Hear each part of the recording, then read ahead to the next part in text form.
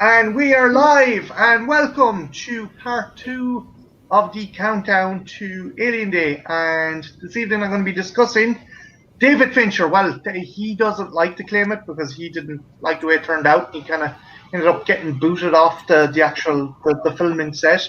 But yeah, we're going to be talking about Alien 3, and tonight I'm joined by the always awesome, always kick-ass Munster Deacon, the always lovable and always cuddly soulless trenchcoat, the always suave and debonair anthropomorphic fiend, and the always elegant and always fantastic Ethel Cross. Guys, thanks a million for joining me tonight. It's weird. It's like kind of a coming out thing for me, because whenever anyone asked me what was my favorite Alien movie, it was always kids. Oh, Alien, or maybe Aliens. I never mentioned this, even though it was, because I was like, oh man, it was derided, to say the least. This movie was derided. Deke, what is your experience and thoughts on Alien 3? My thoughts are it's a nice combination of 1 and 2 when it comes to atmosphere, and when it comes to overall body count. Oh, it's nice. The only thing or big critique I have about the entire movie in and of itself is some of the CGI. That's the only real complaint I have. Some of the CGI has not aged well. I'm going to wheel back to that because there was absolutely no CGI used in this movie, but I will get back to that later on because that's a common complaint. But I will get back to that. There's no CGI used in that, but I will return. Trenchy, you haven't seen this? No. I just, from what you've heard and what you've seen, do you think you'd check out this movie? Oh, it looks dope. Like the ending's a little weird. Like knowing, because I know how it ends. That's a little weird. But besides that, it looks dope. Like from what I've seen, it looks like a cool little movie. So yeah, no, I would say give it a chance. And like the first one is horror, the second one is action. This one is more art house. I would definitely say this is more art house. Nihilistic art house. Antro, at my behest, you checked out this movie. What was your thoughts on it? And do you think I was talking out my arse when I said when I picked it as my favorite gothic kind of horror? Well, I will say I still prefer the first 2 Alien movies, but I did like this film. My big complaint, I know it's not CGI, but some of the alien effects just do look a little bit silly. Again, I'll get to that, but go, as you're saying, go on. Sorry. But I really, really like the setting, both from a visual standpoint and because it just takes away all of these capabilities that Ripley had to fight the xenomorph before. There are like basically no weapons, and that kind of adds an interesting, it kind of raises the stakes for the whole story, which I liked. And I liked that the story is basically set on a prison planet. I like that these characters kind of live in this moral gray area where they were obviously horrible people, but you get to see this good side of them. Yeah. Again, that storyline, there is remnants from the original one, the Vincent Ward one, and I will get into that. But yeah, it's for me, there is something gothic and there is something very kind of I don't know, Umberto Eco or Hieronymus Bosch. If you've read Umberto Eco, if you've seen Hieronymus Bosch's artwork, there's something about the prison planet or something about the whole kind of, there's very in the name of the rose feel to it. Ethel, what is your thoughts on Alien 3? I like it. In fact, there was a period in the summertime where I watched this film a whole bunch because they'd had it on television and I'd recorded it on VHS, and like I was home from school for the summer, so I was just kicking around doing nothing, watching movies. So like I ended up watching this one a bunch of times. The TV edited, no less, and I dig I dig the prison planet angle. I dig all the stuff with Ripley, trying to make it through, surrounded by all these prisoners, and what she eventually finds out about what's inside her. Yeah, it's a kick-ass movie, and it definitely kind of like raises the stakes totally. She's as Elliot Goldenthal, the guy who's behind the music, who done the soundtrack to the movie. He said he was told, and he felt that the score needed to be the minute the movie starts, everyone is fucked, and that's what he got with the soundtrack and the score of the movie. But what we got was far from what we were going to get. So originally the idea was that Rennie Harlem was going to do an Alien movie. Rennie Harlem, he's guy behind Die Hard 2 and Cliffhanger. And it was going to be, they were going to go to the alien planet to wipe them out. Ripley and Hicks and a bunch of Marines were going to go to the alien planet and wipe them out. And just the budget, for the time, the budget wouldn't have basically been able to support such a project. So then it got passed on to a little known director by the name of David Twohy. And you're probably wondering, where do I recognize that from before? But I'll actually, you'll probably, as I tell you David Twohy's idea for the movie, you'll probably go, oh, that snaky bastard. So what happens is Hicks arrives back on Earth, and the Marines they frame him for a murder, and they put him on a prison ship with other military prisoners, and it's redirected to the alien homeworld. But the problem is there's no suns on the alien homeworld. There's no source of light, so all the prisoners have surgery done in their eyes so they can see in the dark. And before the ship can properly land, it's hit by an asteroids and gets stranded. So does that remind you guys of anything? Yeah, it does. What it remind you of, Tracy? The Riddick series, mostly Pitch Black. Vin Diesel. Yeah, that's what he did. He recycled it. He recycled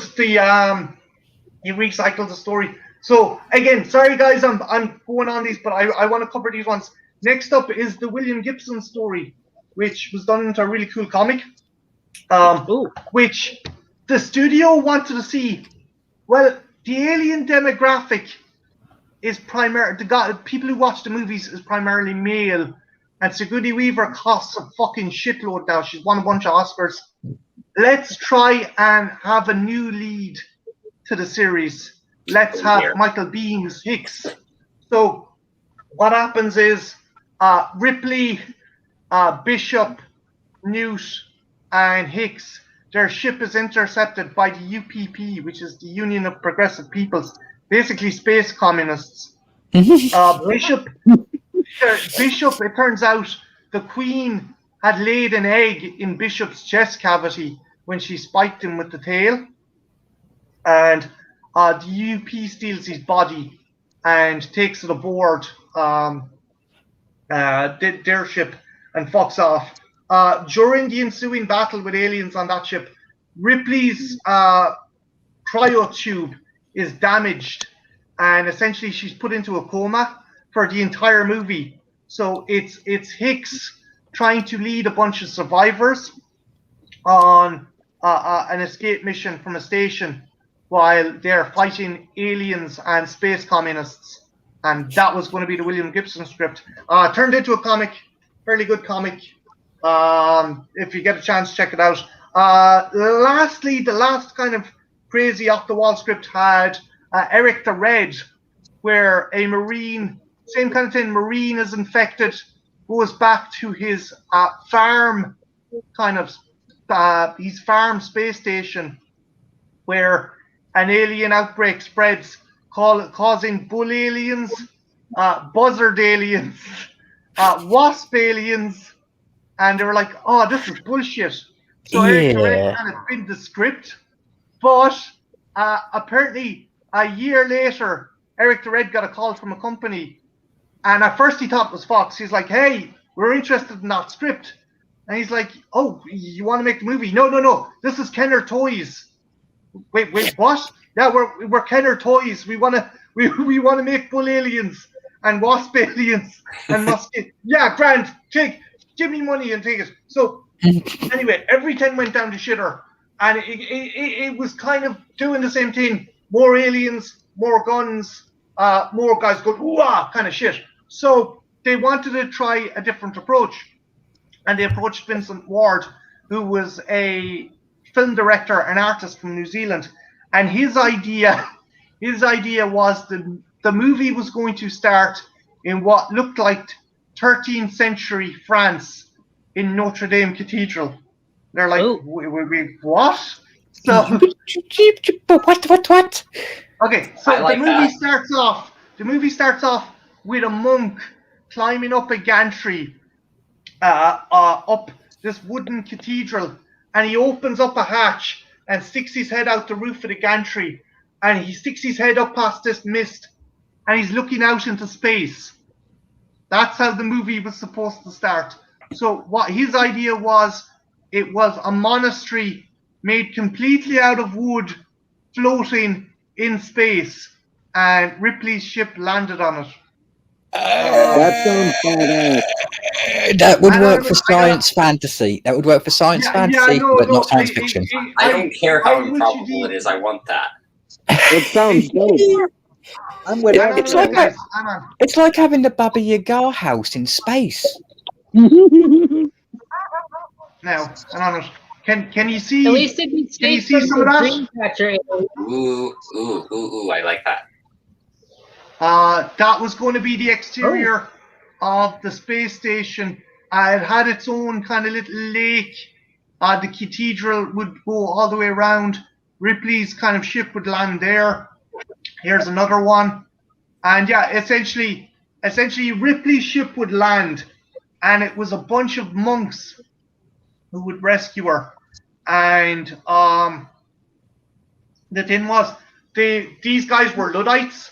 They were totally against technology. So they had fucked off into space in this giant kind of wooden sphere. Nobody knows how it got. He never explained how it got launched. He was never going to explain how it got launched. He was never going to explain why there was like an artificial atmosphere or artificial gravity. It was just like, this is it. So Ripley lands, and there's obviously an alien on board. Same kind of thing. Certain characters are dead, and the monks start getting killed one by one. And they're like, oh, it's the devil. This woman has brought the devil to our midst, and we need to burn her at the stake.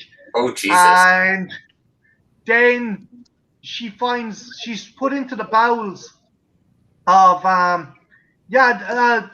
Kubrick Lover. Hey, Junebug. Hey, Ty. Hey, Ooh, howdy. getting busy in the chat. Hello, everybody. Yeah, people are showing up. No, it wasn't. I know about the Russian film, but yeah, this wasn't another planet. This was literally a cathedral floating in space.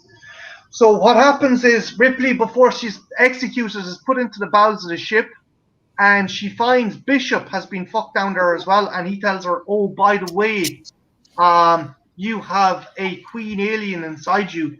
And she's like, okay, maybe I should be burnt at the stake. But Fiend, you're going to love this. One of the monks finds a book which may have been written by the jockeys from the first movie, that apparently you can do an exorcism to get rid of a chest burster. That's amazing. So the idea was that to keep Ripley alive, they essentially they induce labor and basically birth it naturally, like a human child to be born. But the minute it escapes, it comes out, and basically she has one friend who's a monk. It comes out and it goes down his throat because it hasn't fully maturated. So he goes off into the field, which is on fire. There's half the monastery has gone on fire because they had a wheat field and they lured the adult alien in there to kill it, and they had to try and set it on fire. Again, this was all Vincent Ward stuff. So Ward went to the States, and they're like, well, we like the fact you have Ripley, and we like the fact she's got an alien queen in her, but does it have to be monks? And they're, yeah, it's my script. What's the deal with the wooden planet? It's a wooden planet. Yeah, but what's the deal with it? It's made of wood. Right. So they were like, yeah, we'll take ideas. Here's some money. Fuck off. Don't ever bring this up again. Hey, we have Lady Sasha. What did I just watch? Hey, Lady Sasha, June Doug. Hey, how's everyone? But so that brings us up to the movie we got. So there was elements kept. The monastic society was kept to an extent, but it was to be a group of reformed prisoners. There is obviously the alien kind of impregnated Ripley and the bald head, but by and large it had been very much changed from what it was. Starting backwards, Ethel, would you have watched the Wooden Planet edition of Alien 3, or would you have been like, what the fuck am I watching? Well, I was thinking it would make kind of a groovy anime. Like if you took that script and you made it into an anime, it would totally work. But as a film, live action, I don't really think I could get there. But no, it's be cool anime. I think. Did you ever see a movie called In the Name of the Rose? It was based on an Umberto Eco story. It had Christian Slater and Sean Connery. They're trying to solve a mystery in an abbey. No. It was going for that kind of feel. But yeah, no, you don't think it would have worked, Ethel? Not as a live action science fiction, because all right, the whole thing about science fiction is you've got science as well as fiction. So you have technology and stuff, and you sort of have to explain how things work just a little bit. Not a lot, but just a little bit. It's not enough. Like, you can have a wooden planet, but you have to explain how it's there and why it's there, and how, if it has no technology, it exists as a planet. Like, you have to explain it somehow, because that's the genre. Yeah. What is it about science fiction? You're allowed one or two kind of escapes from reality, but the rest has to be grounded in some kind of scientific kind of fact. Yeah, you get 2 leaps of faith, and the rest of it has to be rooted into something that's close to, like, science. But the rest of it's like, whatever you want. You just have to link it back somehow. Would there have been any other version that, like the David Toohey or the Rennie Harlan version or the William Gibson version? Would you have liked to have seen any other version that had been touted or talked about? Well, the Kenner Toys version could have worked, because I actually had a couple of them. I had the bull alien and I had the gorilla alien. Yeah, cool toys. I could have seen that as a movie. They came with little comic books.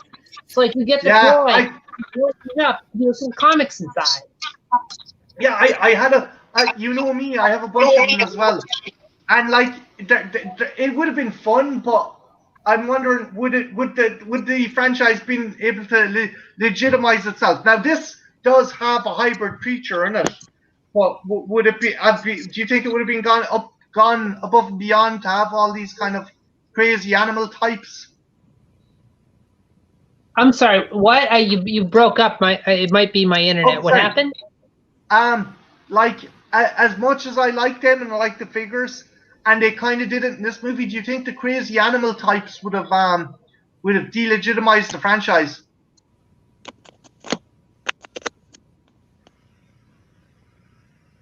I think Ethel is frozen.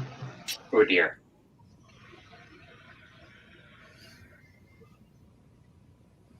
Oh no. Ethel, if you can hear us, come out and come back in again. Do the hokey pokey and turn yourself around. That's what it's all about. I will go back to Ethel. Hantro. So the Vincent Ward Wooden Planet version. Would you say that would have been a bit more gothic than what we got? I think it would have been very, very gothic, for sure. Just in terms of setting. I mean, there's definitely some of that, just visually speaking, with the version we got. But that version, just on principle, would have been much more gothic.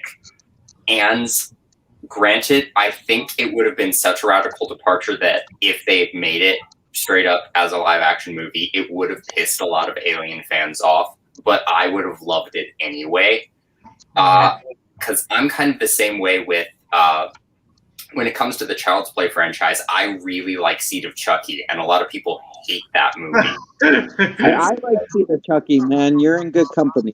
I like thank that you. movie. You're like one of 3 other people I know that actually like that film. It's fun, but I wouldn't connect it directly to the franchise. Like I'd overlook it for the other one. But like, do you think the franchise could have carried on with like different kind of art house directors? Like we got Jean-Pierre Jeunet doing Resurrection, for better or worse. But do you think that would have been interesting to have, like, maybe make every movie different? I would have liked that. I know there are other people who that would have definitely alienated. They probably would have liked just another straight follow-up to Alien and Aliens, just continuing that thread that those 2 movies set up. But if they just continued making artier Alien films, just playing around with the different ideas with different directors, I would be on board for all of those. I can't promise I would like all of them, but I would watch all of them. I would definitely have things to talk about. Yeah, it at least it wouldn't be like, again, Alien and Aliens is fantastic, but there's only so many directions you can go. But if maybe you were to break the mold that bit wider, you would have a bit more leeway. Deke, what was your, from out of all the proposed ideas and stuff, what was the ones that kind of like made you think, oh, this was pretty cool? Or that idea was pretty cool? Oh, the one with the half-breeds, because... Oh, hello, Ethel. Ethel's back. Hi, Mark. Oh, hello, Sorry Mark. about the technical difficulty. That happens. In that case, do you want to finish up what you were saying, Ethel? Because you froze mid-sentence. Yeah, actually, where, if you want to. Where did I leave off? Because like I had some frustrating moments here. I had asked if they had like an abundance of hybrid-like creatures, would that have delegitimized the franchise? While like the figures and stuff were fun and they kind of did it in this, do you think it would have gotten a bit too zany to have like kind of all different versions of Aliens, or do you think it would have kind of made it a bit of a razzmatazz? I think it could have worked. I mean, I mean, all right, the wasp alien not going to work, but like a bull alien, gorilla alien, that can work. That works because it's the chest burster, you know, the friggin', what the hell's it called? The hugger, it'll attach to anything that's alive within the right size. Because we already that it gets a dog. So like, I did think it was funny. Do you remember those?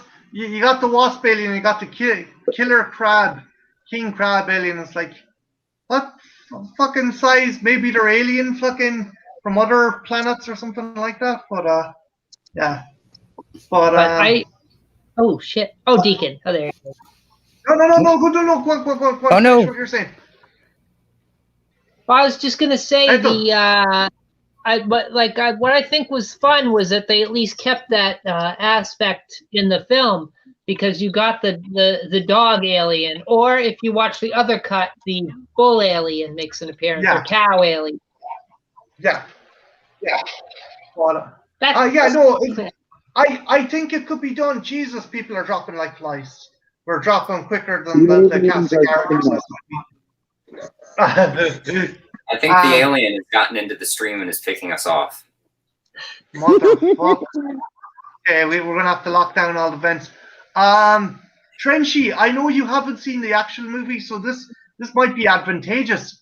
Out of the scripts I was talking about, which version would you have liked to have seen? Well, definitely not the Pitch Black one, because I like Pitch Black as its own movie. But the one where they go to the aliens' homeworld would be cool. But like you said, they couldn't do it. But I would love to see that wooden fucking cube movie, fucking the church in space, because that sounds like a beautiful train wreck. But only if Jackie Chan got to play one of the monks and he got to fight the aliens using kung fu. That would have been amazing. They're not no, Trenchy. They're not Shaolin monks, dude. They were medieval kind of. Help me out, Andrew. Imagine if they were medieval monks and one of them just used kung fu anyway. They're like Yes. they're like Friar Tuck, Frenchy. They're like Friar Tuck. Trenchy, this is going to be done by Vincent Ward, not the Shaw brothers. Okay. Can you imagine though? I kind of want to see the Kung Fu Alien movie. That might be kind of cool.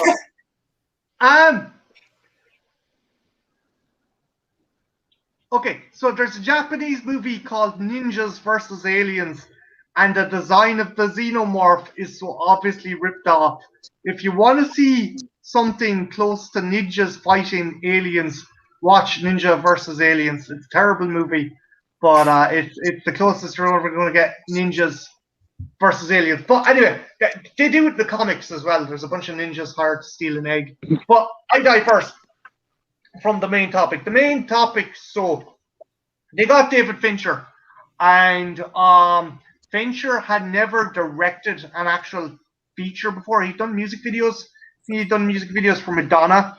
He was also worked in visual effects and set design. Probably his most noteworthy work before this was actually working on Return of the Jedi. He actually worked on Return of the Jedi, and he was hired.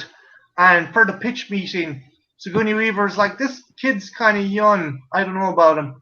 And she's like, okay, so what are you going to, what's the new thing you're going to bring to the franchise? How do you see your version of Ripley? And Fincher's like, bald? So she's like, I like this kid. He's a cheeky fucker. He's got the job. So she actually was a producer. She had a lot more kind of say in this. And again, they dumped the Wooden Planet idea. It's on a pedal colony. Basic story: EEV crashes. Hicks, Newt are dead. Bishop is totally fucking destroyed, and Ripley is alone on a prison planet with rapists and murderers. So as the movie goes along, characters are picked off. Some great character actors in this movie, and Ripley discovers that she's been infected by the Queen. Antro, out of the characters in the movie, bar Ripley, had you any favourites? If you can't even think of the name, or is it a case of that a lot of people had this issue because the other characters were all rapists and murderers? It was very hard to find a character that you would like or endear yourself to. Well, that's the thing about the movie. It takes these characters that are horrible people who have done horrible things, and gives them nuance and makes you feel for them. You know they're not good people. You can't completely trust them, but you have to in order to survive. And it shows this other side of them. That's part of why I liked the film. So, yeah. Favorite character? That is hard. I list out some of the actors. You had Charles Dance as Clements, the doctor who starts a relationship with Ripley. You had Brian Glover from American Werewolf in London, who is the warden of the prison. You had Ralph Brown, who is the superintendent. He was in Whitnell and I. You had he played Golic. Oh, he was the doctor. He was the Paul McGann, who was Doctor Who in the American Doctor Who. You are a legend, as always. Thank you. As Ethel said, Paul McGann. He was doctor. He was one of the American doctor, and you had a bunch of other kind of great actors. You had Charles S. Dutton as kind of the leader of the prisoners. Was there any that stood out to you? Was there any that you found engaging? I wouldn't say one really stood out for me. I really did like. Who did you say played the leader of the prisoners? Charles S. Dutton. Mm-hmm. He was Dylan. He's like, do you want it on your knees or begging? I ain't much for begging. That speech he gives is fantastic. Yeah, I really liked him as a character because he says, I'm not a good person, but I'm going to do the best I can with the situation that I'm in, and I liked that.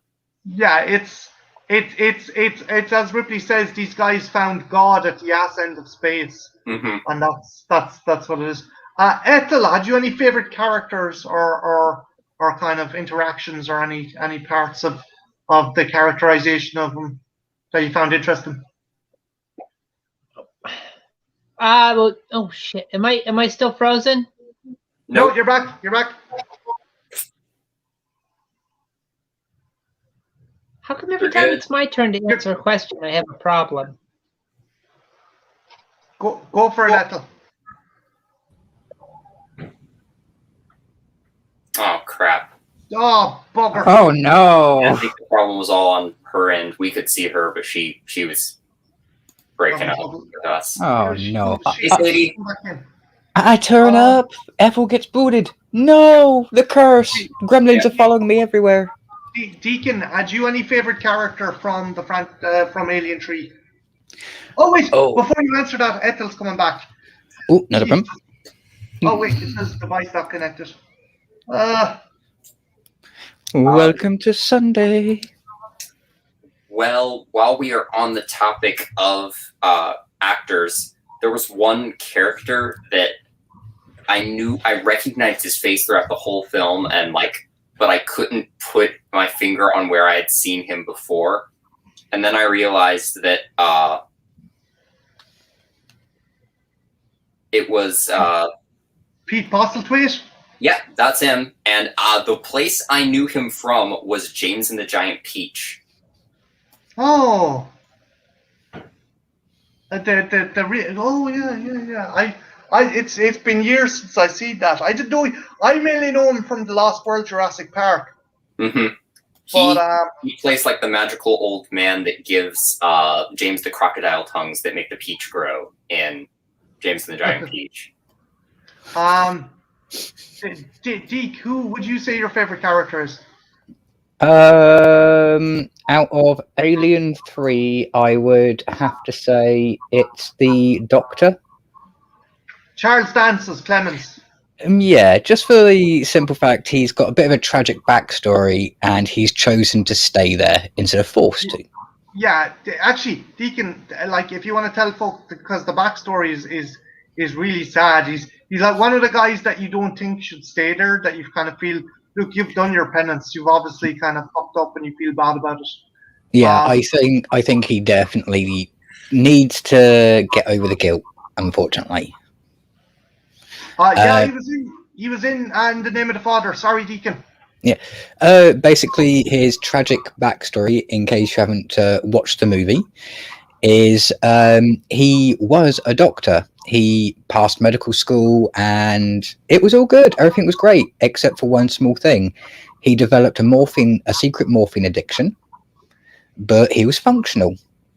And then after performing a 36-hour shift inside a trauma unit, he decided to go out and have a few drinks, to only be called back into the hospital after a massive accident meant an influx of patients came in. 11 of them died, but not because of their injuries, but because in his drunken state, while slightly on morphine, he prescribed the wrong dosage of painkillers.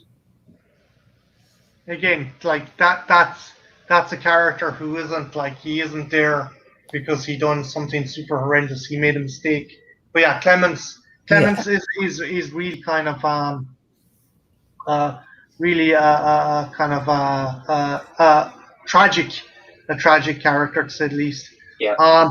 Fun fact for any of you guys who are Whitney Illinois fans. Originally, Clemens was going to be played by Richard E. Grant because David Fincher loved Whitney Illinois. So he got Ralph Brown and he got Paul McGann, and he wanted to get the trifecta with Richard E. Grant, but Richard E. Grant tried out, and his character was apparently too over the top. So they're like, nah, sorry. But yeah, again, Trenchy, there'd be no point. I'm guessing there's no point in asking you about characters or anything like that. From what you've heard so far, Trench, do you think you'll watch the movie? Dredge? He's muted. He be muted. He doesn't want to talk to us. Oh, okay. Trenchy, if you're there, you're muted. Trenchy is on the benchy. What, Andrew, as you were saying earlier on, that basically Ripley was in a kind of medieval kind of state, regardless of not being on a wooden planet. They had no modern technology. They were using candles. They were using flares. Like, again, I harped on about it, and I know that you don't see eye to eye with me on this, but there's a scene where Golic and two other prisoners are looking for supplies. They're out in a supply run, and they're lighting candles down this big long corridor. And that for me, there's a shot of like about 80% of the screen is covered in black, and then the three characters are huddled around candlelight. And I was like, that's like something straight out of German expressionism. There is something, I don't know. This is the hill I'm going to die on. I think this is the best kind of, dare I say, steampunk gothic kind of horror out there. Just like there's a bit where they're towing. There's a bit where they're towing Ripley's craft into the facility.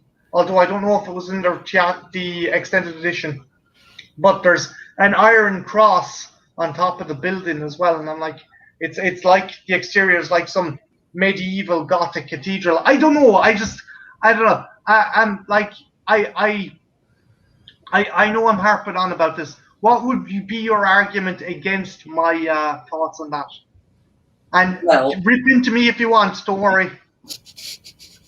It's not so much that I disagree. I just think in some ways the fact that this is a sequel to the first two Alien movies kind of takes away from the super gothic feeling of it just a little bit. I think that like the candlelit scene you mentioned is very gothic.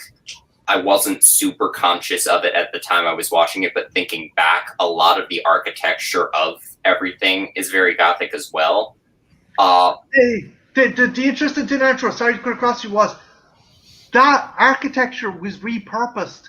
They had 50% of the architecture done before the idea of the wooden planet was changed. Ooh, that explains a lot. So he was like, oh, fuck, what do we do?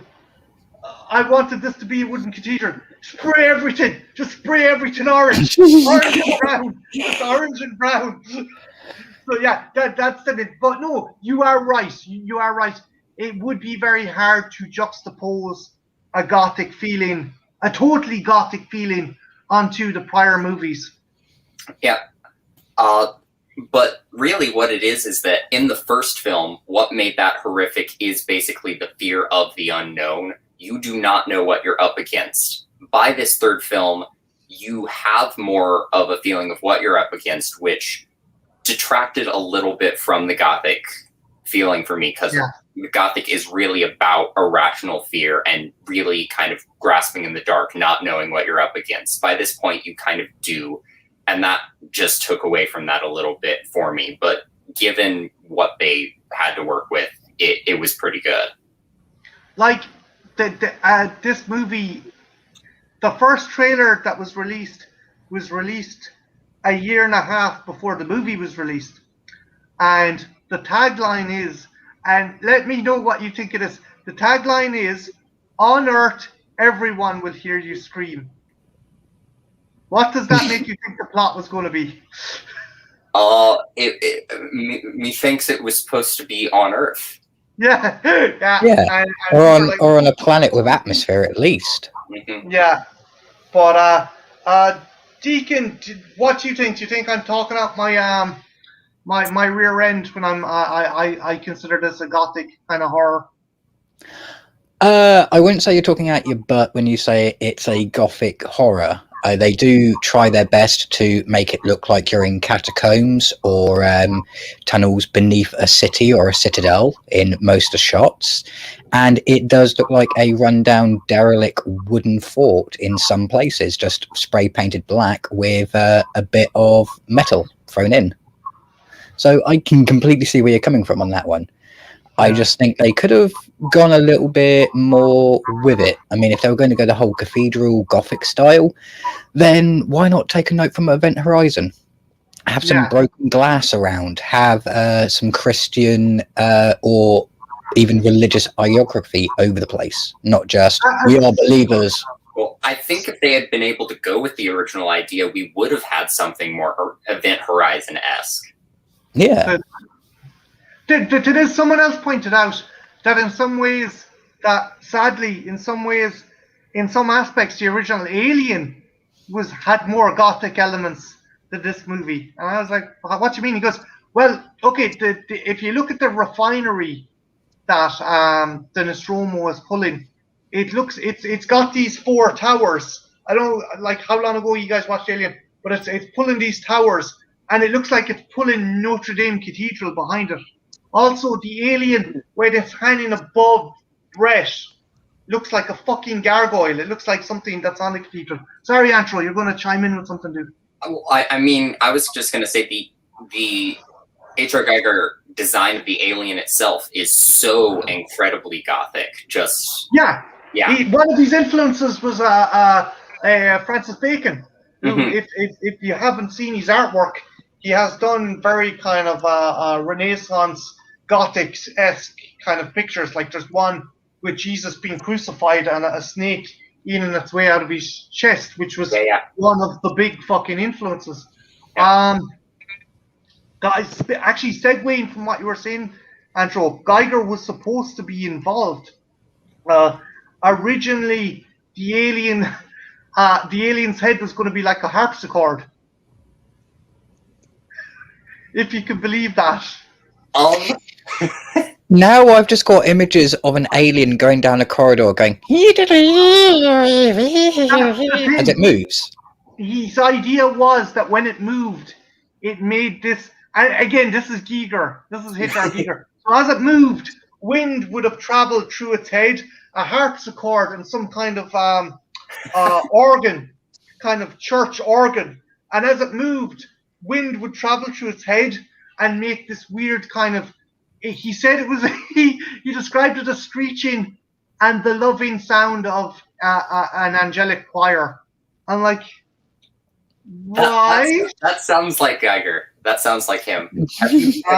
I mean, looking into his other art outside of what he did for Alien, he did a lot of album covers as well. And if you look at his cover for 2 Megatherion by Celtic Frost, which is a metal band, it's super religious and super, super blasphemous. I'm going to try and pull up a picture of it so I can better describe it.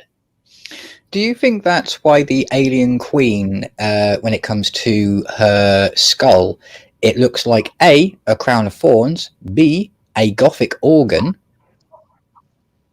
and C, also looks like a throne?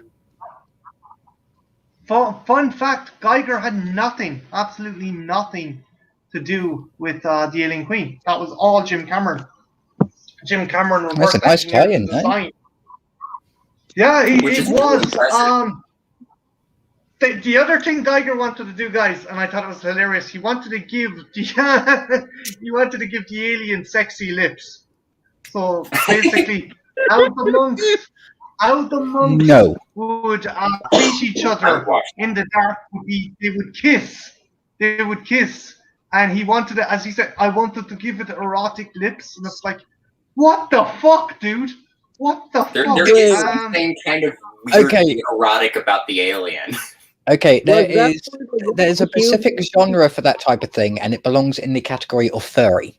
Well, Well, was that for the wooden cube movie with the wooden cube in space? but I mean, this alien is already going around and impregnating people. Might as well just give it some sexy lips. Yeah, Then well, they could. that's the Why thing. would There it- is, oh. there's always been kind of a pseudo-sexual kind of. Next, they're going to give it tits. Next, they're going to give it tits, and when it pops out, it's going to be wearing a bikini. And its theme Well, song is he's going to already be. kind of. Yeah, his already theme song is kinda going done to that. be Baywatch. He's always. Hey, thanks a million, Brad. Hey, Bronco. Here, guys, I'm going Brad. to show you what his idea for the original idea for his xenomorph for the Vincent Ward Alien3 was going to look like. It was going to look like this. So yeah, that's what it was going to look like. I kind There's of like the that. sexy lips. I like the lips. They sound less silly actually seeing. They look less silly actually seeing them. To be honest. Yeah. Yeah, But, but the little mouth inside has to have sexy lips too. Yes, it does. See, that's what you get. That's your also- lip service for the day. No, But no bother, Brad. Yep. And Marty, I just sent you that Celtic Frost artwork I was talking about. Is it in the private chat, or did you send it to me on Twitter? I sent it to you directly on Twitter. Okay, and I'll look into He that. sent and I'll it to open you via birdie. Doo, doo. up. Well, what about you, Trenchy? Would you have liked to seen a sexy lipped alien with a harpsichord for a head? That was going to be which version was that going to be in, the finished product or In the one of the sphere, other? in the wooden sphere, in the wooden sphere version. That just adds to my idea that was going to be a beautiful train wreck. So yes, that needs to be as stupid as possible. No one should be able to take that idea seriously. So yes, I agree with the sexy lips in the cube but version. Even just kind of the absurd weirdness adds to kind of the nightmare feel of that whole idea. I kind of like it. It takes away from kind of the scientific probability of anything. But I like the fact this demon's using Christ as a slingshot. I Yep. really like that.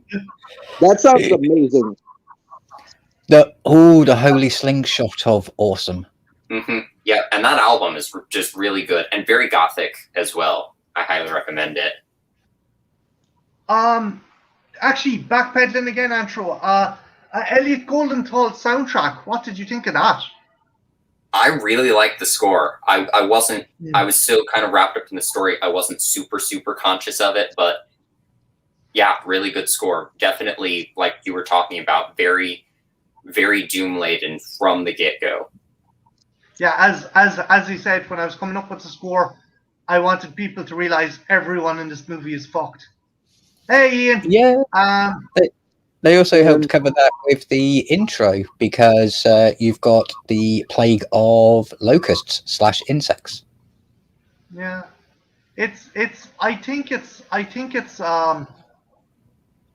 I think again, it was just for the time after coming off the success of Aliens. I think it was just such a downer. What do you reckon? Do you think, Antro? Do you think people are like, yeah, roller coaster ride? And it's like, why are we on a planet with a bunch of rapists? And why is Ripley impregnated? And why did they kill the little girl that we were hoping Ripley would save all through the last movie? It's Yeah. like, That was one of the things that, like, I know it's supposed to be a bleak movie, and it really wouldn't have worked if Newt had survived, but I was also just like, I liked her. I wanted more of her. Why is she dead now?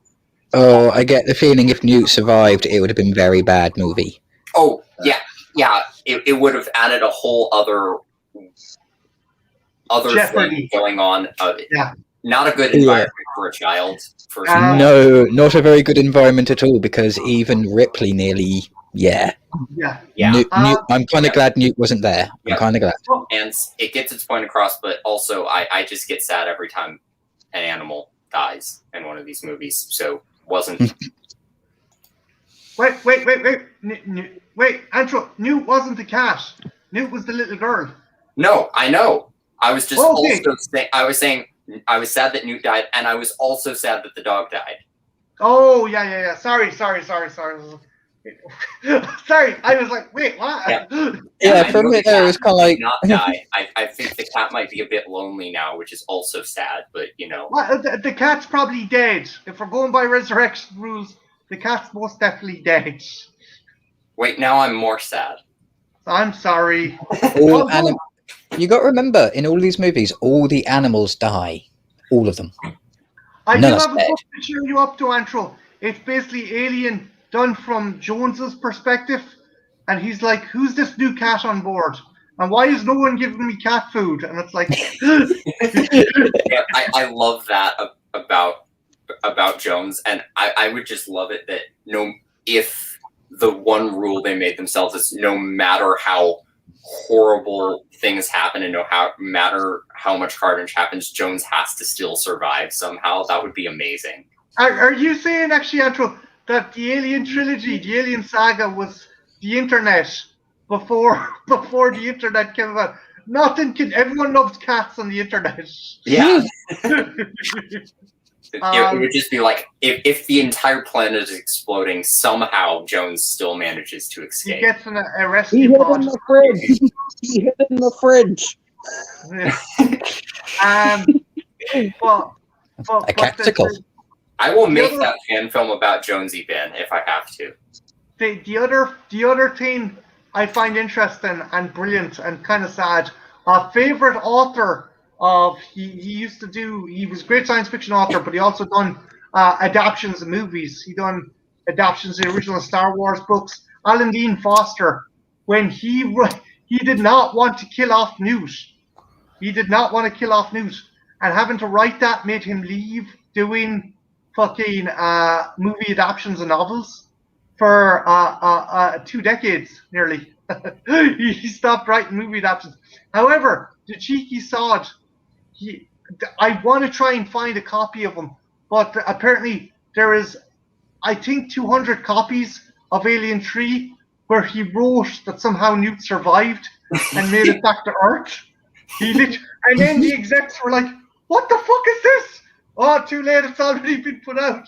So yeah, there's 200 copies of the Alien 3 novelization out there where Newt survives. I love that. But yeah. Antro, you and Deacon were not fans of the alien effect in Alien 3. Deacon, what was your major issue with it? Or what do you think your major issue was with it? And I'll elaborate then as we go on. Okay. I can point it down to one scene, and it makes me laugh hysterically every time. It's when, just before they start herding it in the tunnels, it's feasting on one of the fallen people, and as you see it, it looks like it's digging its neck into the back of a cat and humping it instead of devouring a human. Yeah, but like that's the thing. It wasn't trying to kill. It wasn't trying to eat it. It was trying to immobilize it. I think the original idea was to have him actually keep the some of the prisoners alive for the Queen. Andrew, what was your issue with the effects or the look on the alien? I mean, certain shots look really good, but especially a lot of the shots of the alien running, just its movement looks really, really silly. It doesn't have the same kind of lurking menace as other shots of the alien. It even looks brighter, doesn't it? Mm-hmm. Yeah. Okay, so what do you think they used to do that? Well, you've already told me what it isn't, so I have no idea. I'm guessing a dog. No, it's a puppet. It's a marionette. Oh, I kind of love that now. Okay, so it's a marionette they use a thing called go motion, and they put it against the blue screen. So that's Okay, what it is. Okay, In that's that case- probably why it looks kind of silly. It's not the best. It's not the best compositing. Yeah, they needed to paint that thing a bit better. Yeah, no, I agree it has aged well, but it always drives me fucking nuts when someone goes, that was shit CG. That was not CG. That was 8 guys controlling a marionette on a conveyor belt for 14 hours straight. Those guys are fucking heroes, what they did. And it just, it sucks. Sorry, Andrew. I was gonna say, I'm the same way when people are like, I like Crimson Peak, but I don't like that the ghosts are CG. And I'm like, dude, Doug Jones played all of those ghosts in makeup. You know that, right? There's a little like touch up when there's like a hole in somebody's face, but that's all Doug Jones. It's all there. Yeah, again, it's not CG. It's a marionette. It just looks like CG. It's just so bad. They needed to paint that thing a better color. They needed to match it with the costume. Yeah, well, the thing, it deviated at some points because, like, in some scenes, the alien looks teal, and in other scenes, it looks black. And I think that is down to ADI, Amalgamated Dynamics Incorporated. Yeah, those were the guys who took over Alien Predator after Stan Winston, and it's been kind of a downhill trend with them ever since. But yeah, the costume was grand, but you're right. There was very little continuity between the marionette puppet and the actual costume. But I like it. I can forgive it, and I just Now I know I can forgive it. Now I know that it's not computer. I can forgive it. I just can't. I will just always laugh at that scene where it's over that person and it looks like it's humping thin air. Yeah. It's just one of those things. And again, I think the marionette work was fine and actually pretty good now that I'm thinking back about it, knowing what it was. I just think the compositing of that into the scene is not good. It does not match. It kind of like Again, I have a soft spot for this movie, and it's just I think they had limitations, and I don't think computer effects were quite there. I'm kind of glad. I don't know. I prefer the marionette over the fucking if they had computers at the time. Yeah, me too. The CGI back then would have made it look even worse. So, oh God. Okay, I was telling you there was all different versions of this movie, right? Mm-hmm. What if I told you that this out of, I don't know, I think it was 2 years of shooting, maybe a year and a half, it dragged on. What if I told you 80% of those days the script was rewritten every single day? Wow. Wouldn't surprise me. Yeah, I would say that it sounds like Stanley Kubrick was directing the film, because I know he likes to do that. What was happening was Fincher had his version of the script. He was writing it. Sigourney Weaver didn't like it. He was like, no, we'll go with this. Like, sure. Sigourney Weaver would go back to the studio. The execs would come in, go behind Fincher's back, rewrite it, and pass out new sheets to the actors right before shooting, so he couldn't change it. Oh, that's so scummy. And it sounds like that would suck as an actor too, having it down like, okay, this is what I'm gonna do, and then like right before shooting, it's like, what is this? A prime example of that, and you've seen the extended cut, and it's not the director's cut because he will not put his name to that movie. Andrew, you know the character of Golic, the kind of crazy guy who releases the alien halfway through. Oh. I want to see the dragon. I want to meet the dragon. Mm-hmm, I saw a dragon. So, Ethel is back. Oh, hello, Ethel. Sorry about that, guys. My internet crap. I think it's happened to a lot of people. Yeah. It's Sunday. It's Sundays. Apologies, Ethel. I was just telling the guys that it was not CG. it was a puppet. It was a marionette rod puppet. That the alien in the. They used a bicycle chain for the interior frame of the rod puppet, so it has that. Yeah. That was to make it go, and they had it was basically a thing called go motion against blue screen. But yeah, I've kind of gone on to explain that Fincher had the script changed every day behind his back while he was shooting. And for example, Golic's character, right, Antro Deacon, at the start he comes off as very kind of simple and very kind of almost kind of like he's he's mentally deficient. But then halfway through the script, halfway through the scene, he starts, in an insane world, or the saying really insane, like rhyming off this real sinister kind of Charles Manson-esque kind of vibe to Ripley while she's in the infirmary. And it's just like, pick a fucking characterization. And that wasn't his fault. That was because he got one script done by Fincher one day, and he got another script by the studio the other day.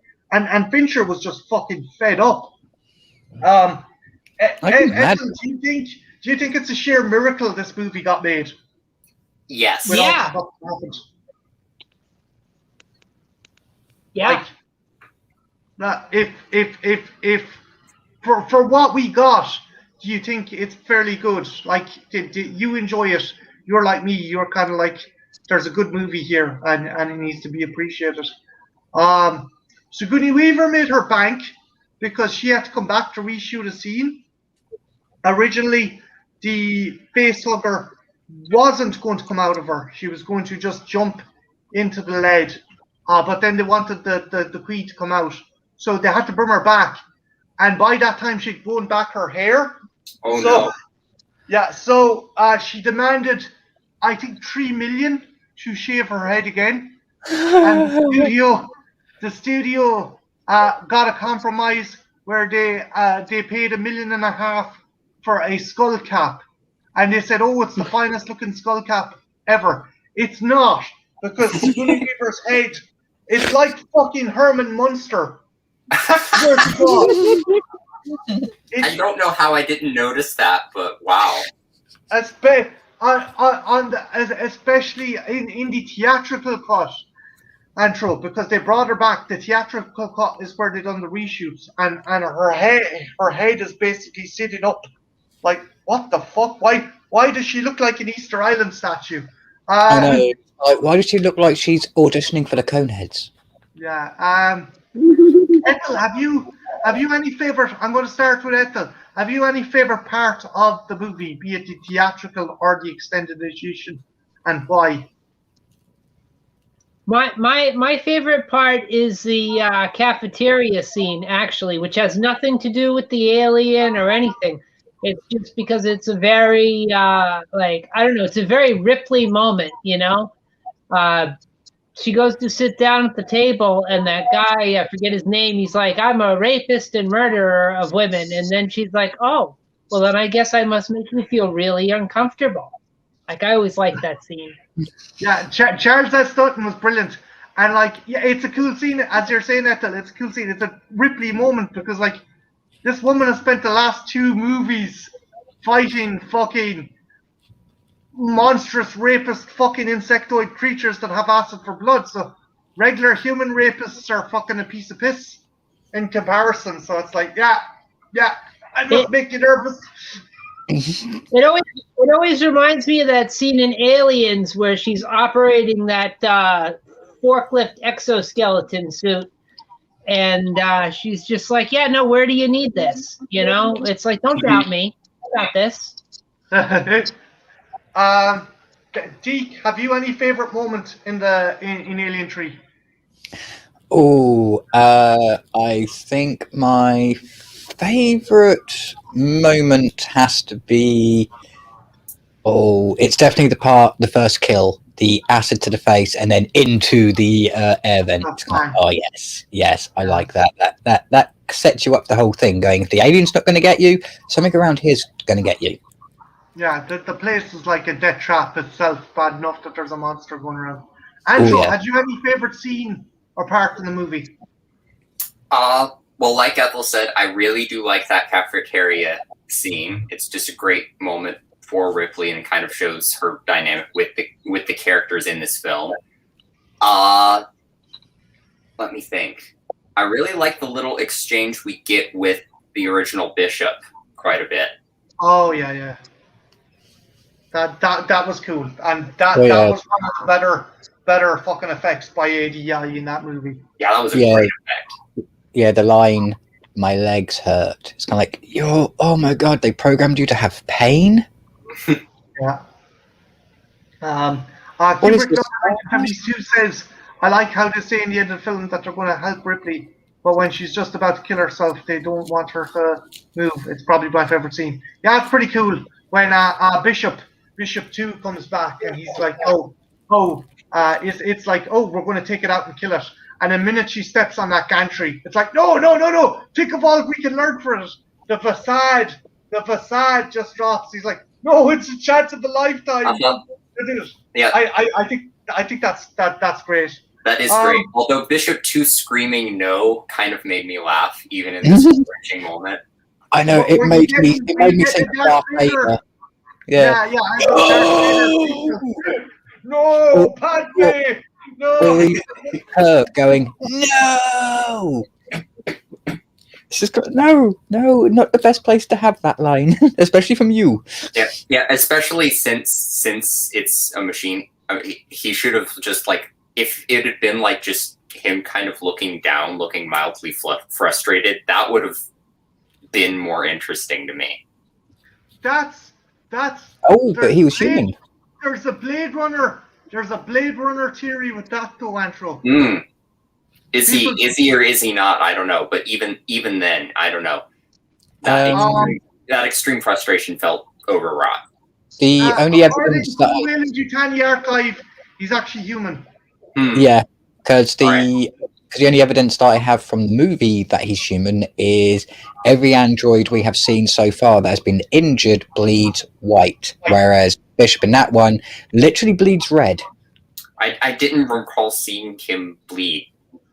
She got the ear around by his ear. He literally knocked his ear off back. Gotcha. Okay, forget that. I'm going to do a quick talk with Ethel about the LGN games. But before I do that, I want to do a quick run around, right?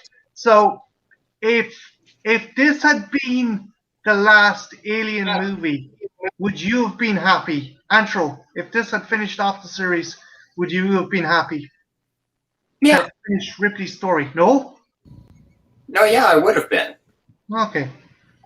You think it was a good conclusion to her kind of story arc? I feel like part of me was like, I wanted something more triumphant for her, but I feel like kind of her making this ultimate sacrifice just to make sure that this doesn't screw anybody over ever again it felt very final, and it felt kind of fitting for the overall series. And I was kind of, as I was watching, I was like, are they going to show us like, oh, another alien has escaped just to, which I felt like would undercut the finality of everything, but they didn't, and I liked that. Yeah, like the end of Godzilla '98. It's like, but also, guys, were you happy with the way this movie ended in the chat? Were you content if this had been the end of the franchise? Ethel, what about you? Were you happy the way if this had been the last movie? Would you have been content to leave Ripley and the alien? When I first saw this, I was surprised that she dies at the end. I'm thinking, because I thought like the company was going to harvest it from her for sure against her will, and we'd get another movie after. And then she, leaps into that lead. I'm like, oh shit, that's it was sad, but I'm like, well, that kind of fits the whole franchise. She keeps getting thrown into these situations. She keeps just narrowly overcoming that alien. Yeah. Eventually, it's got to end where they both go out, and that's how it ended. And I'm like, oh, well, what? it made sense. It did. You're dead right. It made sense because, like, how many times, how lucky can you get in so many fucking encounters before your luck runs out? Yeah. And I like that they presented like an alternative to her, and they were like, you can live, but you have to trust us that we're not going to, that we're actually going to kill it this time. And obviously, based on her experiences up to that point, she knows they're not going to. So it's basically, you can live at the potential expense of a bunch of other people, or you can die and end this forever. And that kind of final decision just it worked. It worked for what the movie was. She died a hero. Yeah, she did, and it was definitely religious connotations going back to the Gothic thing, where she's like Christ on the cross going off. Yeah, it's very Christ-like, very sacrificial. Brian, that's another reason a lot of people had issue with the movie. A lot of people felt, but keep in mind this movie was in production way before T2. A lot of people are like, "Oh, this just copied the ending of Terminator 2." It's like, the fuck. She didn't stick her thumb up at the end. Yeah.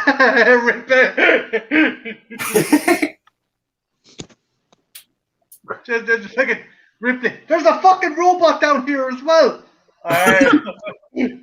But Trenchy, this is going to be a hard one to frame for you. But if there had been no resurrection, and from what you would have heard, do you think this would have been a good ending for Ripley? I mean, I feel like it fits in with Ripley's character. She fights for others. She's never out for herself. She's always helping others, whether it be Newt or the crew in the first one. Like, she's always trying to protect someone else.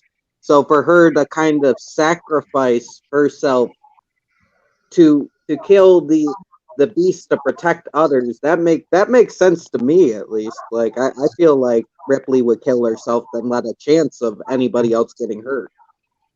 But if we had no more Alien movies after this, if Resurrection, or as you call it, Alien3 had never come out, would you have been happy, do you think? I mean, I probably would have actually seen Alien3, so I remember enjoying Resurrection, but this sounds like a better movie, to be honest, even though it would suck to never see vanilla ice cream alien. I do like cute little vanilla ice cream alien. Okay. It's a baby. So maybe Deacon might come back, but when he does, I'll present that question. Ethel, so, as you called them, and I think as you and the Angry Video Game Nerd called them, Laughing, Joking Numbnuts released a number of copies of this, and I really like the adaptions. I love the Super NES version. I adore it. There's also an NES version, and there is a couple of other versions as well. I think there might be one for the Sega Mega Drive. Deviate. Ethel, would you say the game deviates slightly from the movie, and how does it deviate slightly? Maybe just a little bit. Completely, but you know, it's up to the end. What do you expect? So, would you agree with me? It's more in line with Aliens than Alien3, where you have Ripley bombing around with a pulse rifle and multiple aliens.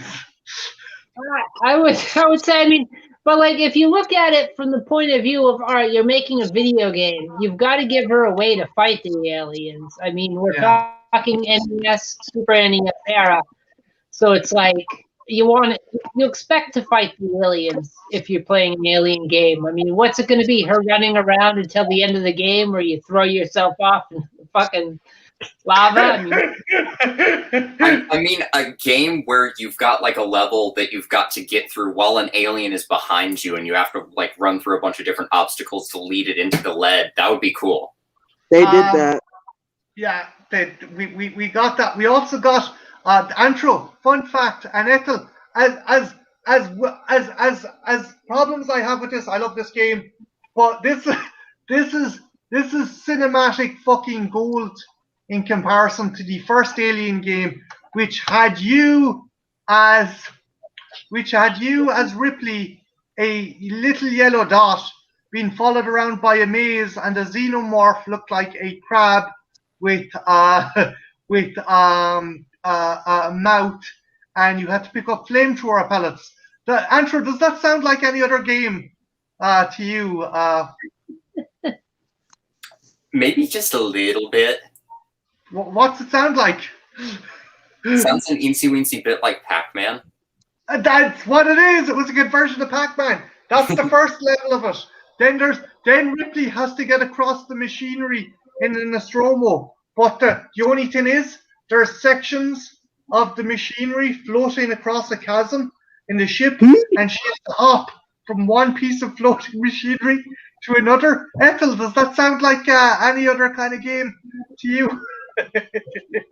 They fucking converted Pac-Man and Frogger for the first Alien game. So as far as I'm concerned, this is fucking Alien Isolation in fucking comparison. I love this game. Have you, Ethel, have you played either type? And what was your thoughts on it? I played both of them a long while back. I actually recently, I almost downloaded the ROM for Alien3 Super NES because I'd remembered playing it and saying, hey, you know what? Maybe I give it another go, but I didn't get around to replaying it. But yeah, no, it is what it is. You got to frame it in context. Like at the time, it's like, well, I could play Super Mario Brothers for the 98th million friggin' time, or I could play Alien 3. So yeah, it was a cool game, and like the graphics, I think on the Super NES one was great. I played the NES one. Actually, I played the NES one a while back, and the timer was always the thing that bugged me. But one thing I picked up, because you know how much of a fucking nerd I am, I got this. So this is the video game equivalent. The box is even designed like the NES box. I don't know if you can see it there, but so say you display the figure this way. That's the Alien from the Super NES version, and then you display it this way, and it's the Alien3 from the NES version because it's blue. So I had to pick myself that up. Was that NECA that made? Yeah. Sorry, was that NECA that made that one? Oh yeah. They did. Most people are into crystal meth and crack, and yeah, I like NECA.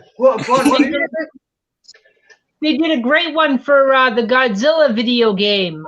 They did a Godzilla version of from the Godzilla King of the Monsters video game, if you recall that. Yeah, they do. I've seen that one. That's awesome. And they've done a Jason Voorhees in his purple jumpsuit with his baby blue mask. They've done Freddy Krueger with his orange and green striped top. They've done Leatherface with his green head and his yellow body, because that was for the ZX Spectrum, I think, Ethel, was it? Yeah. The Texas Chainsaw game. I was not aware of this, but now I love it. I'm still kicking myself for not picking up Godzilla when I saw it at FYE. I just thought, hey, you know what? I'm going to have some money in a couple weeks. I'll come back. And then, of course, FYE friggin' closed, gone, out of the mall. I'm like, oh, that's FYE. Rip them, man. They were one of the best stores. And then fucking they had to get deleted. Their prices on their DVDs were a little high, but you know, it's fuck.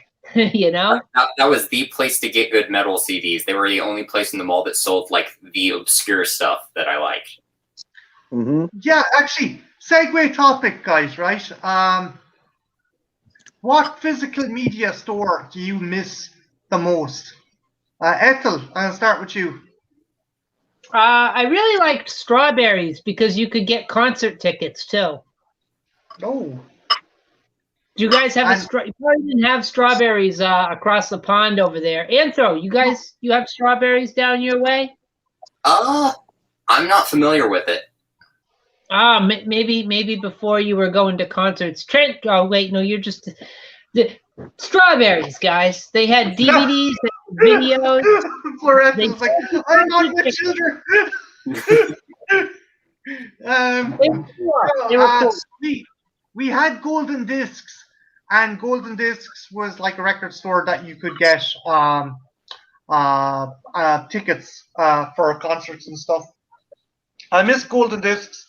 I miss Extravision. I miss HMV. I miss going into a shop, picking something up, and basically physically looking at it, and physically holding it. This might sound a bit strange, but sometimes I'd be like, yeah, just the smell. I get that. Smell of a new DVD. Sounds weird. Yep. It's the same way with like old book smell. It's the same principle. Yeah, it's just there's nothing quite like actually owning a copy of something, and you can touch it, you can hold it, you can flip it around, look at the description on the back, and remember like when you first picked it up. You know, when you put it on the shelf, and you never have to wonder, is that on my handheld device? Is that on my computer? Where is that file? Oh, it's right there.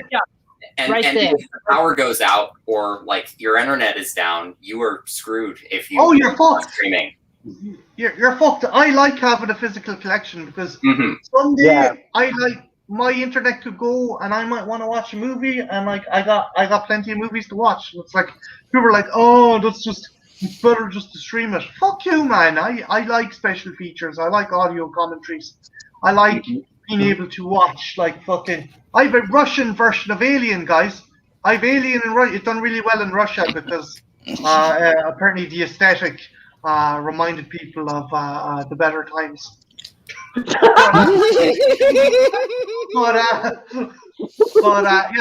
Yeah. Deke, what was your favorite physical media store to buy from? HMV or Virgin or? Oh, for me, it was always HMV. Okay.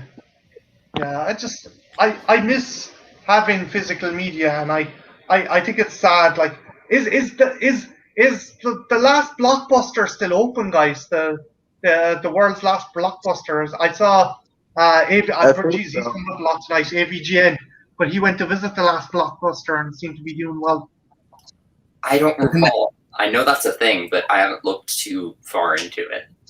Isn't it in Alaska? No. It's like in some weird ass town. Weird ass. No offense. It's in the Midwestern United States somewhere. I can't recall exactly where, but I remember. I think I saw that video he did where him and I think it was him and Mike went there. Yeah. But I don't know. I mean, I would be surprised, honestly, if it was still in existence, because a lot of businesses have suffered the final death blow of the last year, what with everything. So, like, I don't know. I hope it's okay. I hope it's alive. I don't know. I've been pondering, guys, once this fucking madness comes to an end, about opening up my own comic book store in town, and I'm like, oh, is it worth it? Like, even the thing is, I'd be like, if someone came into my store, I would probably be like the character from The Simpsons. What are you doing? No, don't pick that up. What are you, a pleb? Here, you want to read this? No, I don't want to read it. You're reading this. No, I don't want to read it. Here, you have it to read it. See, if you could do a side business where you made custom models for people to pay the rent and keep the lights on and give you profit, that way, if customers did come in for comic books, you could just be like that. You could sit there and go, well, you're going to fucking read this or you're going to get out. Yeah. No, I wouldn't be that much of an asshole, but I would be like, if someone was to pick up a book and I didn't like the book, I'd be like... Yeah. Yeah, one of my favorite things about Neil Gaiman and Terry Pratchett's Good Omens is that Aziraphale owns a bookstore, and yet nobody comes in there, and he is in bliss because he can just sit alone with his books. And then when someone actually walks through the door and wants a book, he is completely taken aback. Yeah, I like that. I like characters like that. Same with Bernard Black in Black Books. Mm-hmm. Dylan Moore's character is like, why the fuck are you here at this time in the morning? The shop's open, but why are you here? Yeah. Why are you here at this time in the morning? It's 4:30. Oh, fuck off. Well, that's one of the things I miss the most about buying comic books is going into one of my local comic book shops and talking to the proprietor, because I'd always get in these, I call them nerdversations, because it's like just a complete, like, if you're not into it and you walk in, it's like we're speaking friggin' Swahili or something. You have no clue. Exactly. Yeah, I do that as well. Like it's like the equivalent of going into an Irish pub. And it's like, how are you, Johnny? The usual? Yeah, the usual. And it's like, hey, Barry, what is it? Hey, Alien Comics are over there. Hey, did you watch The Expanse? Yeah, I watched The Expanse. What's the deal with this? And some fucking pleb comes in and goes, I'd like to buy a superhero comic. Fuck off. Can't you see we're having a conversation here? Superhero comics are over there. Choose them and then get out. It's just like, can you please be more specific? This entire place is superhero comics. They're in the superhero comics section of the building. It's just like, yeah. Are you asking for male superheroes, female superheroes, anti-heroes, villains, what heroes? Yeah. What releasing company? What? Please be more specific. That you're standing in front of a giant shelf. Yeah. Okay, so guys, here's what I do. I'd have these rows, individual rows, and say I'd have a row of Batman. I'd get an old Batman, some old Batman comics, cut them up and glue them onto the front of the box, and like get the title Batman, put that on there. Harley Quinn comics, same. Couple of pictures of Harley, glue that on. Alien comics, just people would be able to see straight out, and I'd have figures high up so no one could fucking pinch them. Just make sure it's not any issue. Just make sure it's not any early issue comic books that you cut up. Oh yeah, no, Christ no. I usually also I do a thing called the shoebox exchange. So I would be dealing with secondhand comics. So if you came in with a shoebox filled to the brim, I would give you €10, and then I would sell off what's in the shoebox for €1.50 each. So I would definitely make a profit with that. So that's what I planned. But again, I don't know what the fuck's gonna happen. But guys, for the last half an hour, is there any topic or subject you guys wanna broach or chat about or? Well, I never did talk about the physical media places that I've loved going to. Oh shit! Sorry, Andrew. Go for it, dude. That's totally fine. So let me think. I think I brought this up during one of your streams, Marty, like summer of last year when we were talking about like local places. But there used to be this video rental place here called Wild and Woolly Video, and they had like all the normal stuff, but they also just like specialized in cult films. And the two guys that ran it were really, really passionate about that kind of thing. And they would have like, they had like a Star Wars pinball machine in the building. I don't remember if it worked. Nice. They had one. And I remember just as a really little kid, just standing next to it. And this guy just walks up to me and just gives me this long monologue about how Star Wars changed cinema in the 70s. And like, I didn't even get a chance to say anything, but I was like, yep, okay. But internally I was like, this guy is just so passionate about this stuff. And I love it. I mean, they would have like everything from badly dubbed kung fu movies to like Hammer films like Curse of Frankenstein just playing on the TV in the background while like my family were there to like rent a Disney movie for us to go home and watch. And I got into a conversation with one of the cashiers, or it may even have been the owner, about Hammer films one day. It was amazing. It was a great place.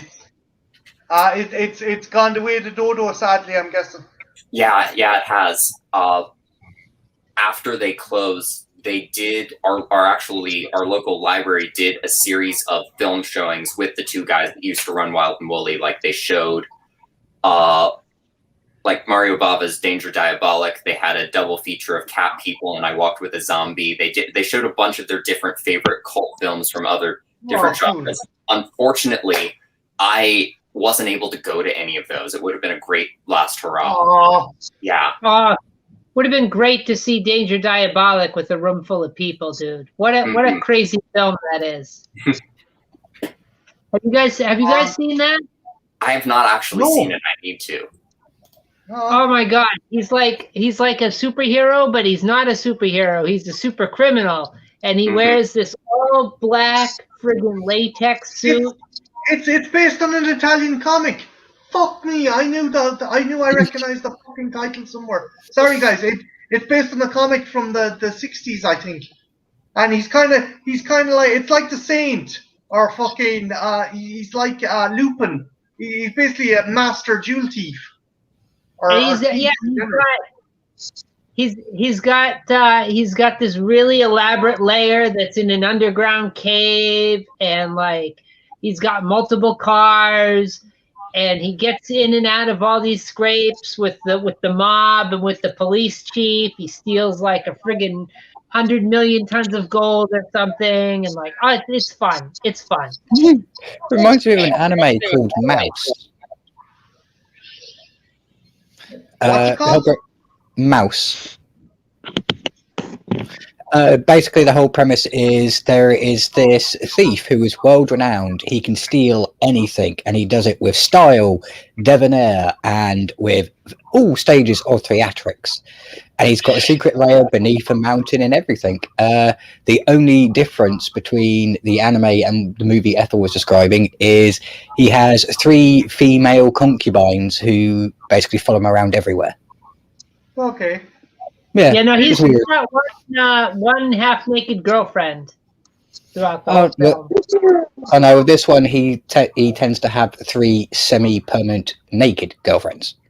It's weird. Guys, bear with me 1 minute. There's a movie I want to show Ethel, and I want to see if it's public domain. We might watch it at some stage.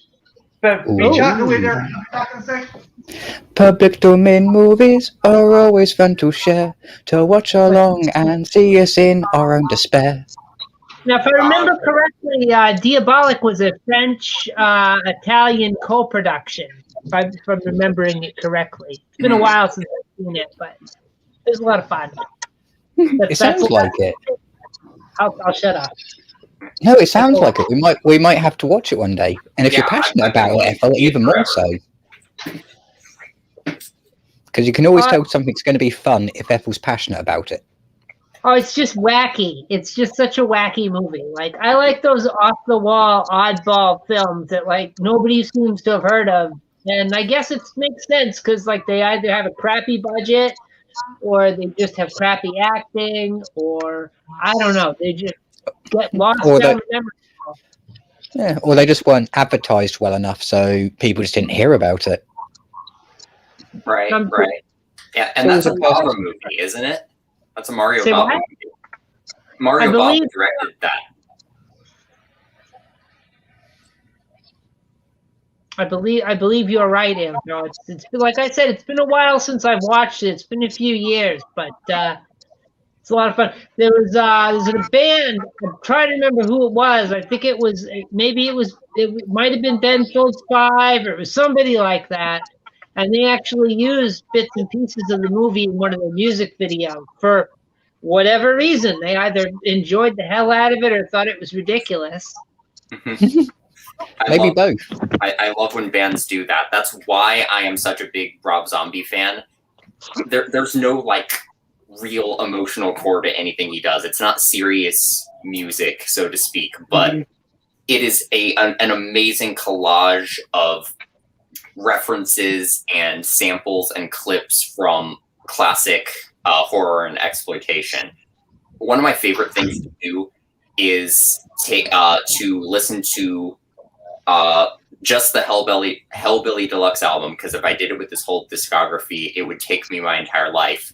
but just to take that album and pick out what the different samples are. I've kind of been doing by accident. I keep finding more of them the more movies I watch. That's always the way. Yeah, he sampled Lady Frankenstein for his Living Dead Girl at the very beginning. Yeah, He sampled Lady that's the opening of Living Dead Girl. Off the top of my head, Phantom. yeah, Return of the Phantom Stranger samples Satanic Rites of Dracula. There's a tiny sample from the Suspiria trailer at the in the outro track. And I think it's like actually layered with a scream from the end of the Vincent Price movie Madhouse. Like the two are happening at the same time. Madhouse is nice. Wow, that's a really fun movie. I love Madhouse. Yeah, Demonoid Phenomenon uses a lot of samples from Daughters of Darkness. Yeah, and the other thing while I'm on this tangent, there was, I think it's still on Netflix, but there's a 70s horror and exploitation trailer compilation called Mad Ron's Previews from Hell. And it's just a bunch of different classic, like, 70s exploitation and horror trailers. Some, like, really iconic movies like Deep Red and Suspiria and Last House on the Left. And some just really trashy films. But as I was watching it, I kept, like, every trailer that hit, I recognized, like, my musical memory just remembered another sound that was sampled on Hellbilly Deluxe. Like, I swear Rob Zombie sampled every single trailer that's in that compilation on the album. It's ridiculous. You had to avoid it.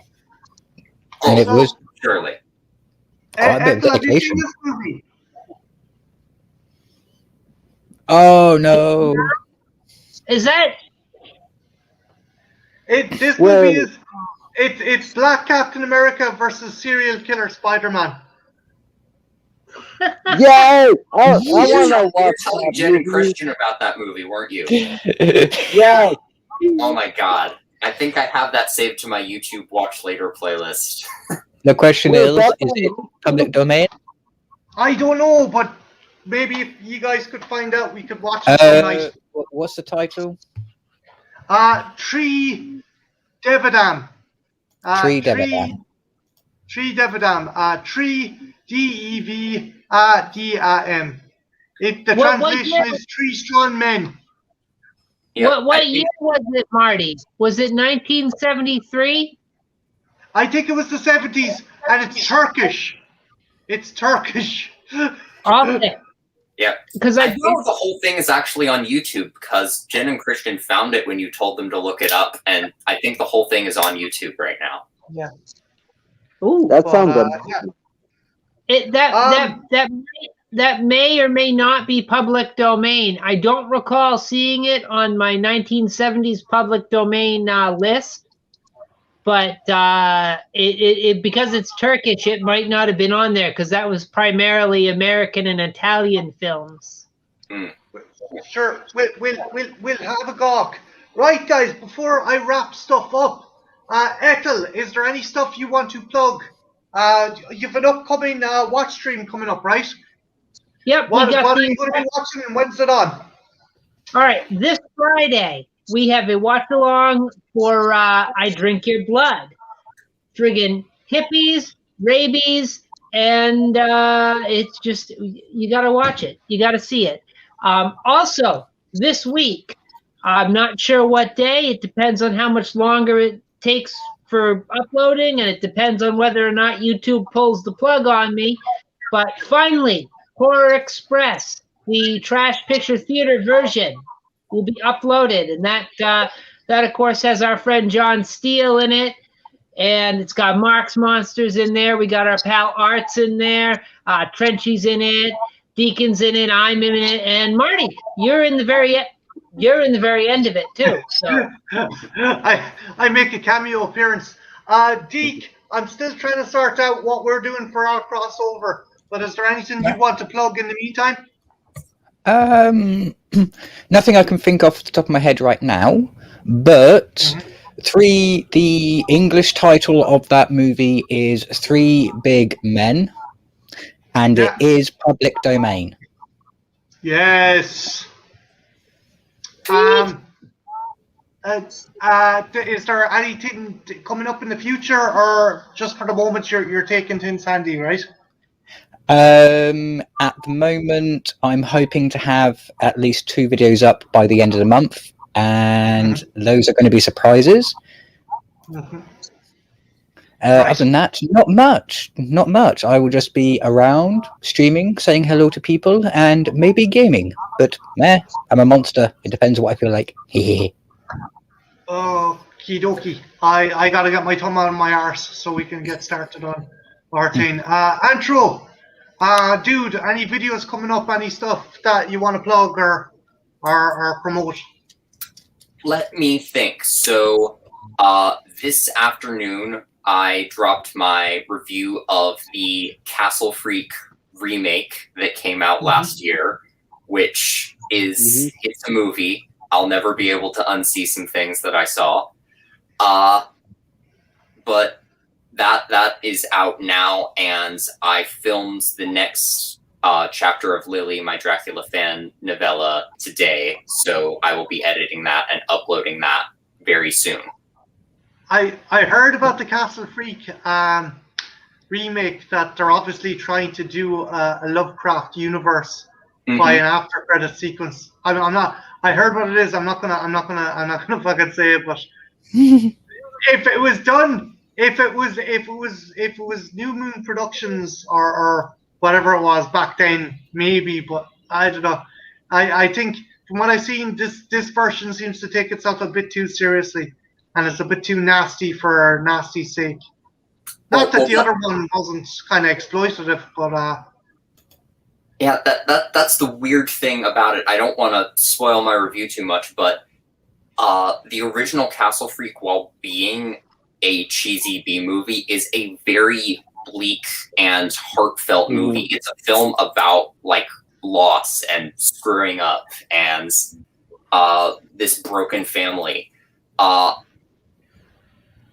Everybody's just kind of a douchebag in the new Castle Freak. Okay, say no more, guys. If you want to find out about the new Castle Freak, go to this Sexy Bastards channel, and actually, you know what? Drop a link there, Antro, into the chat if you can.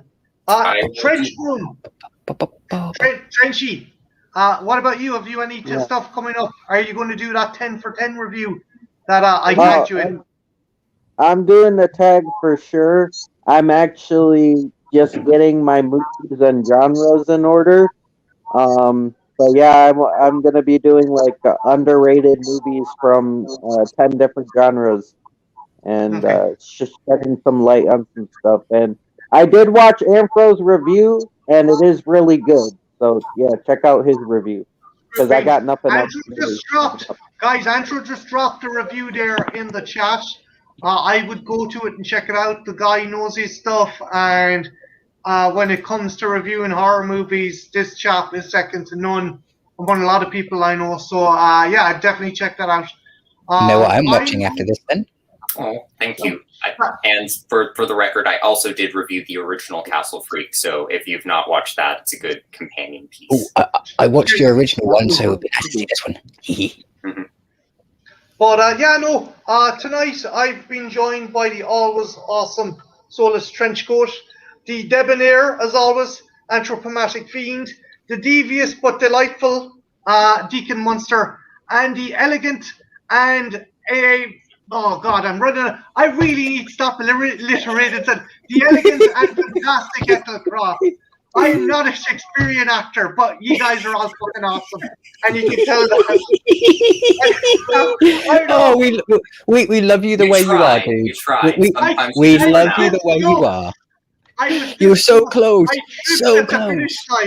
If you had just said the elegant Ethel Cross, that might have worked, but you needed two words. The eternally elegant Ethel.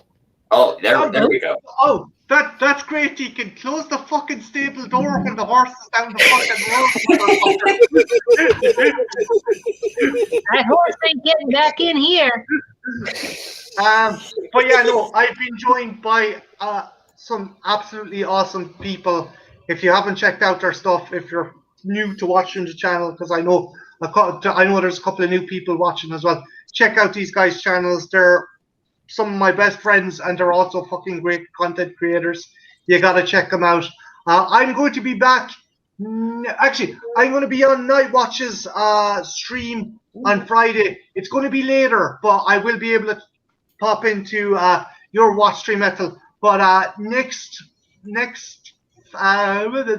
English Martin, speak it. Next Friday, I'm going to be on Night Watch's channel where we're going to be reviewing the Tin prequel, the 2011 Tin prequel. So that should be interesting. And next Sunday, I'm going to be doing James Cameron's Aliens. So these fantastic people will be joining me, and maybe some new faces. So we'll see you then.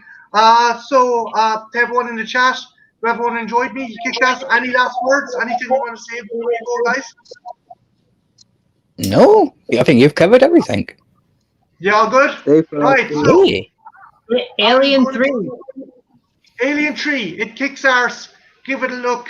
Watch the movie, or I'll haunt your dreams. Watch the movie and release the Vincent Ward cut. We want a wooden planet. See you later, guys. Bye. Adios. Have a good one.